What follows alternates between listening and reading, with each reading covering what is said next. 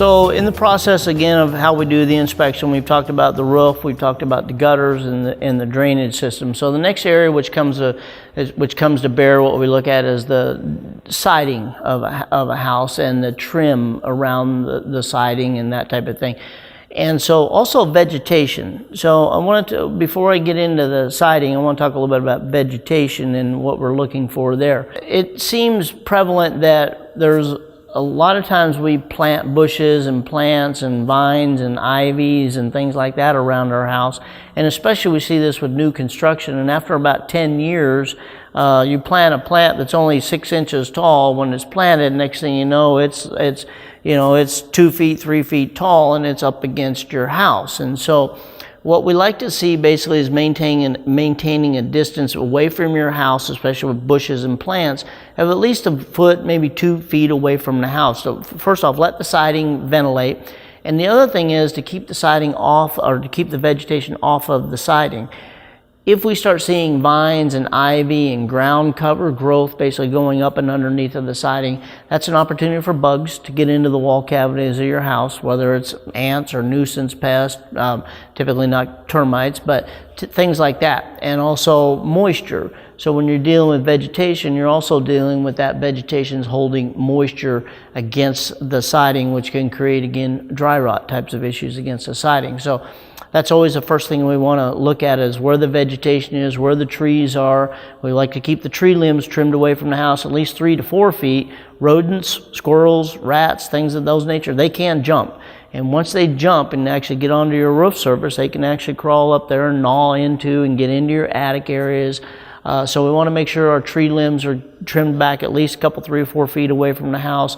Your bushes and plants at least a foot or 2 away from the house.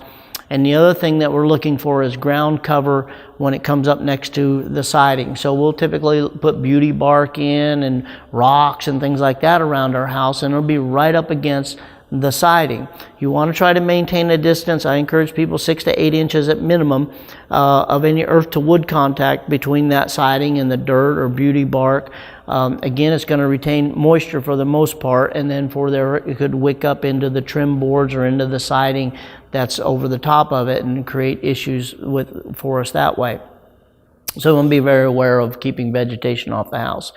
So as we look at that, we're also looking at the types of siding. So there are numerous types of sidings out there. You'll see a plethora of different types of sidings, and there's different types of manufacturers. We see everything from plywood planks. We see what's called hardy plank now, which is a cementitious type of board. We're still seeing cedar siding, horizontal and vertical siding. Regardless of the type of siding that we're seeing, all that siding still needs to be maintained, meaning that you should probably theoretically think about painting your house about every 8 to 10 years. One, because therefore you can check the joints, you can check the corners, the inside corners, the joints, all the other types of penetrations on the siding. So it's good to clean your siding. It's also good to think about painting your house once every 8 to 10 years. Basically keep a good coat of paint on there.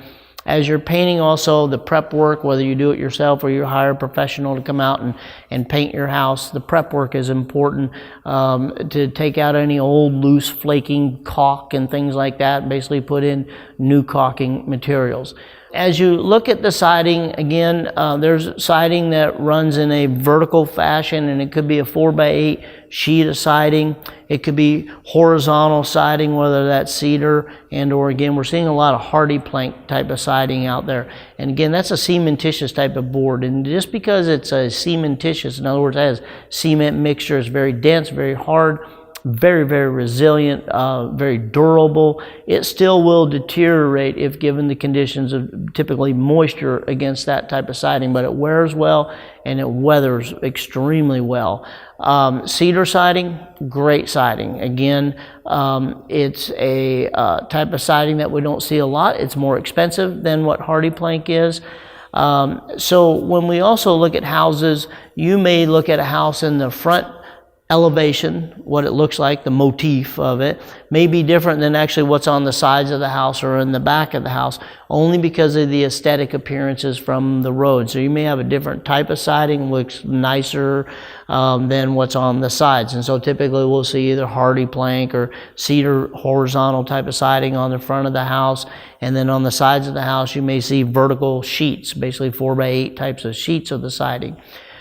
Wherever you have siding, you'll also have joints in the siding. And so it's very imperative that when we're looking at siding is how those joints are weather protected.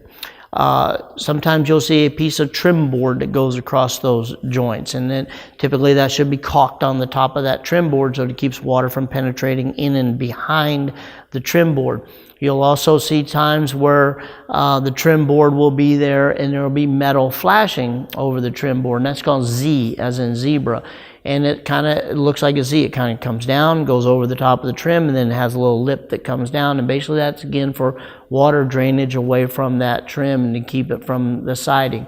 So on your windows, your door penetrations, what we're actually looking for there too is that Z metal area that's over the tops of the doors, around the window, tops of the window jambs, that type of installation basically keep water from running in and behind there.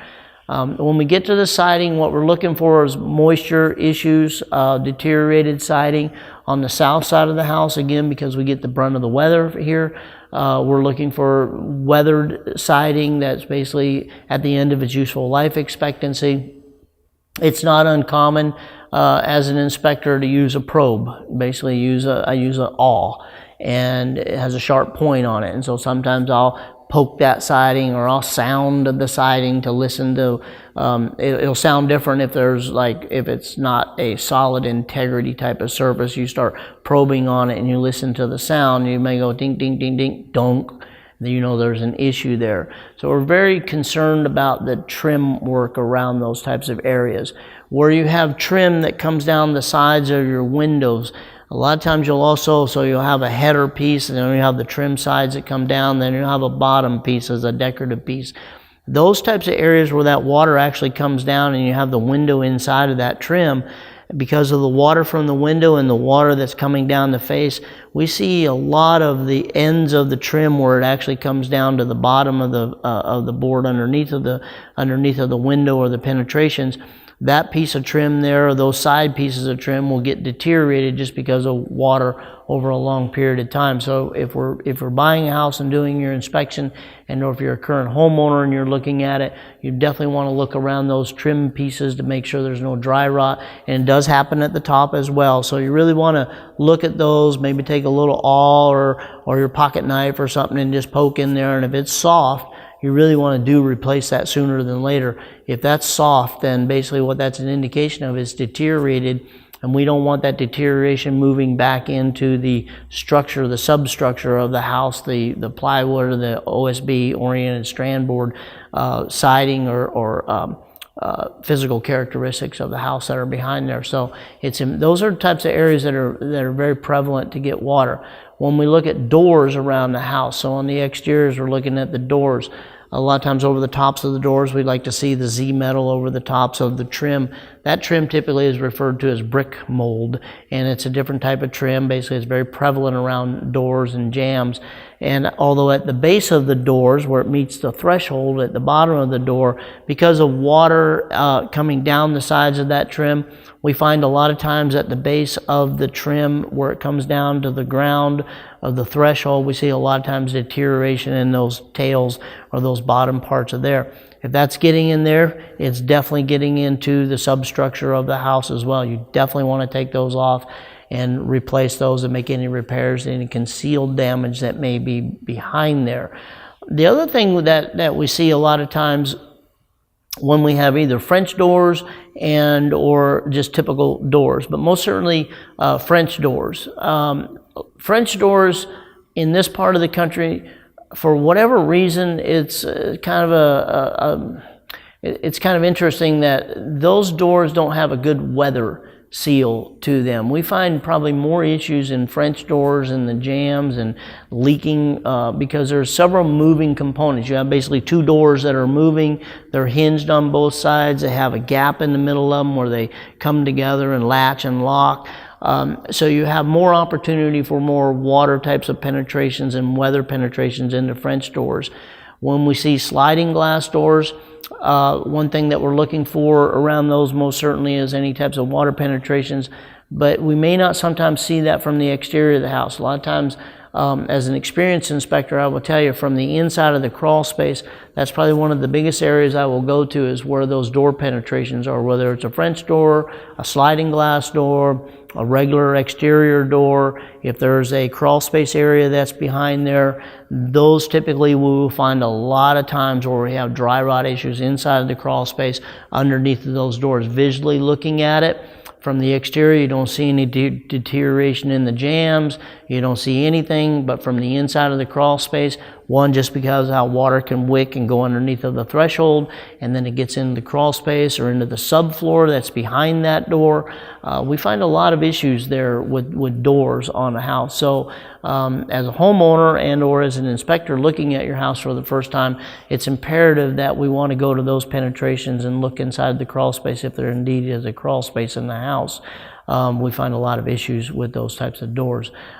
With any type of siding, whether it's a vertical type of siding, you'll want to know or have the inspector tell you what type of siding that is. We, for the most part, will know exactly what type of siding it is. One type of siding that we didn't mention on that I want to speak about is a composition type of siding. A lot of people refer to it as LP, Louisiana Pacific. LP is a compressed board. If you went onto YouTube and actually watched how this was manufactured, it's manufactured under heat and resin, and it's compressed, and it starts out really, really thick, and then as the heat and the resin and the compression takes place, basically what happens is it goes into its format of, let's say, 3" to a ½ inch thick. What happens a lot of times with the composition type of siding, we'll just refer to it as LP for no other better word, and not that it's only LP. There are other brands that are out there. Weyerhaeuser has a brand. There's probably some knockoff types of brands out there, so I'm not specifically saying LP or any other type of siding is bad, so I want to make that very clear. But when you have a composition siding, basically it's a compressed board that's been put together by resin and heat. Because of that, when we have water against that type of siding, it will sometimes swell. And the issues with that siding is because where the siding comes down, you have one that goes over the other. Those lips, that water will sit on that lip. And as that lip becomes water penetrates into that, over time that lip will start to swell and start to open up. When that happens, bacteria and then mold and dry rot occurs in that, and then that starts actually separating, then it can continue wicking back up into those areas.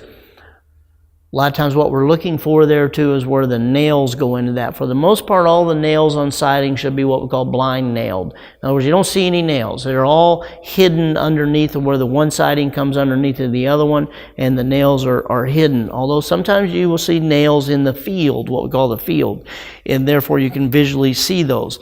If we see swelling around those nail heads, in other words, then that means that the siding is starting to weather and it's starting to separate and move away, and therefore then the nails are swelling around those nail heads. That's a good indication that siding is going bad. Earlier I referred to painting your house about every 8 to 10 years. With a composition siding, it's imperative, and it's not just with composition, but it's most certainly more prevalent with composition siding, is that what we don't do a lot of times is we don't paint those lips really, really well. So when you paint the house, you also want to prime the siding. And you may think that just taking a sprayer, which we'll see a lot of, paint sprayers, and you'll go out there and you'll spray your house and spray your house. Well, that's fine for the field, but we're neglecting that underside of that lip. That sometimes takes basically manual labor, taking a brush taking that same paint and brushing those lips extremely well. Basically, those are our biggest problems with the composition siding, is the edges of that siding where it comes down and that water sits in there for a long period of time. So as a maintenance issue, if we're looking at the house for the first time, you're purchasing the house, we most certainly want to look at those areas very, very closely. Just because it's starting to swell, although it doesn't mean it's entirely bad and it has to be replaced right now. It is something that can be remediated, and that swelling can be held to a minimum if the siding is prepped, prepared, primed, and painted. You could get another, I don't know, sometimes 5 to 10 years of life expectancy out of the siding. So it's not just a case where we see that the composition siding is starting to swell and there's deterioration that it has to be replaced. That's not typically sometimes the biggest part of it. Yes, sometimes it does have to be replaced, and we'll call to have that done. When you do replace it, you really want to look at the different other types of sidings that are out there. The hardy plank type of siding, the cementitious type. Hardy plank is a brand name, Hardy Plank. That's the corporation name, HP. And they make a good siding, whether it's in a horizontal fashion, or they do make 4x8 sheets. They also make simulated shake type of sidings. Those types of things actually look like cedar shakes, but they're actually hardy plank as well. So you really want to look at the type of siding you're going to go back with for longevity. Again, better to spend a little bit more money than you plan than a little less than you should have. The composition siding will typically be a little bit less in expense, but the installation process is still the same. Basically, it has to be adhered to. The structure of the house has to be nailed, it has to be caulked, things of that nature. Caulking of hardy plank siding. Most other types of siding where the joints come together in the field, you'll see that those joints are not caulked, and that is actually by design.